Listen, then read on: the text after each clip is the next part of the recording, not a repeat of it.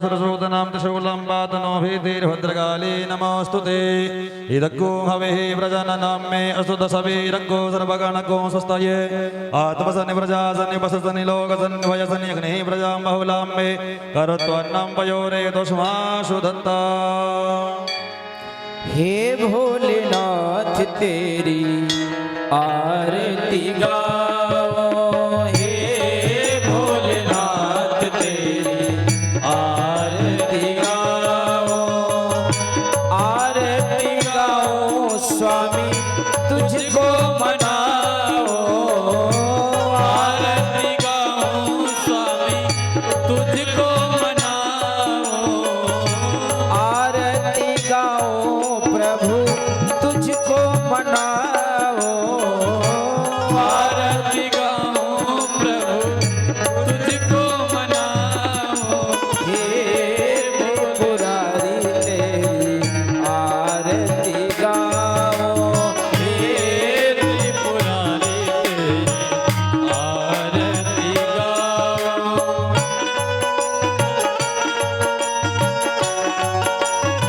जय हो।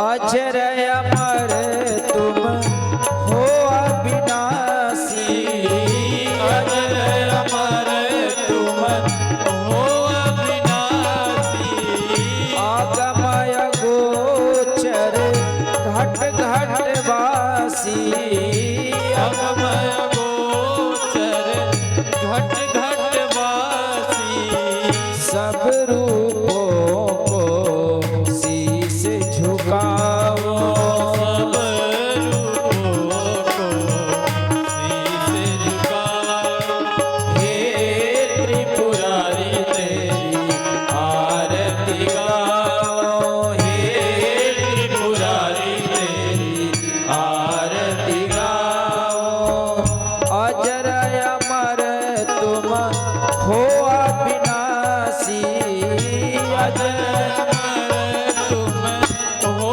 अविनाशी, आगमय गोचर घट घट वासी, आगमय गोचर घट घट वासी, सब रूपों को शीश झुकाओ, सब रूपों को शीश झुकाओ, हे त्रिपुरारी तेरी आरती गाओ, हे त्रिपुरारी तेरी आरती गाओ।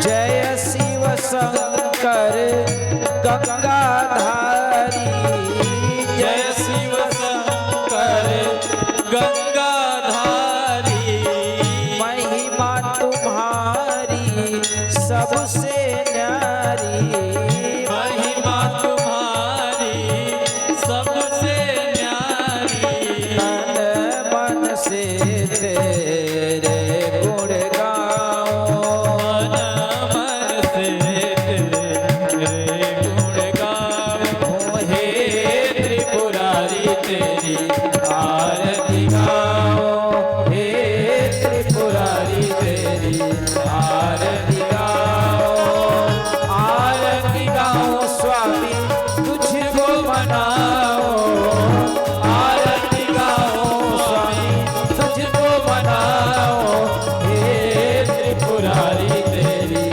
आरती गाओ, हे जटाधारी तेरी आरती गाओ, हे चतुरारी तेरी आरती गाओ, हे जटाधारी तेरी आरती गाओ। बोल प्रेम से मंगल आरती की जय हो। कृष्ण कन्हैया लाल की, राजा रामचंद्र की, शंकर भगवान की। सभी लोग अपने अपने स्थान में बैठ जाएं। पुष्पै देवताभिवन्दनमस्ताभ्यामात्माभिवन्दनं परमात्माभिवन्दनम् आरोग्यार्थे आराधकरणमस्तो वृक्षालय मन्त्रपुष्पाञ्जलिः। हरिः ओम जगिये नजमयजन्तदेवासानि धर्माणि प्रधान्यासन्नादेहनागं महिमानः सचन्द जदपूर्वैः साध्याः शान्तिदेवाः नानासुगन्धपुष्पाणि यथा कालोद्भवानि च पुष्पाञ्जलिर्मया दत्तो गृहाणं परमेश्वरः एष मन्त्रपुष्पाञ्जलिं समर्पयामि। चलिए प्रणाम कर लीजिए।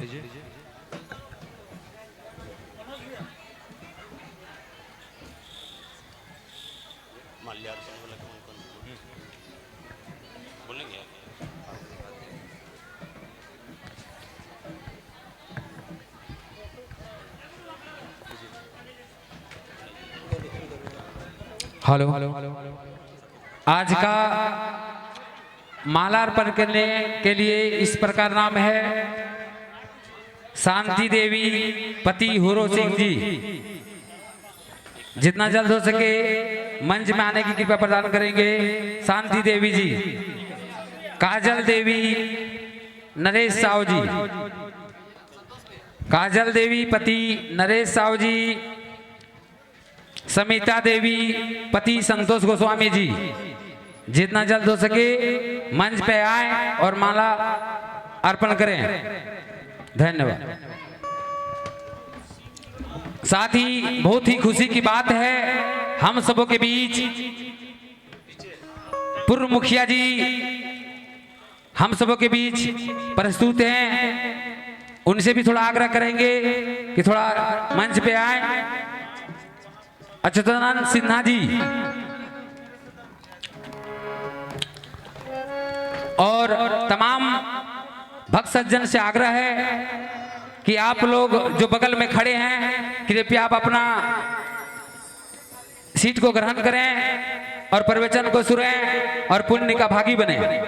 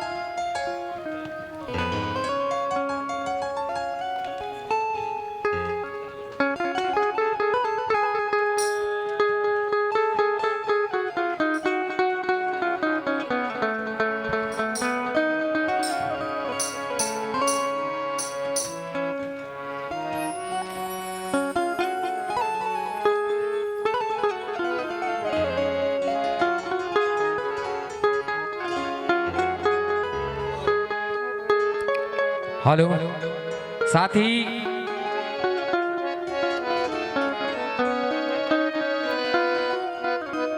हम सबों के बीच पूर्व मुखिया जी अच्युतानंद सिन्हा जी हम सबों के बीच मंच में विराजमान हैं। उनसे आग्रह करेंगे कि ठाकुर जी महाराज का माला अर्पण करेंगे।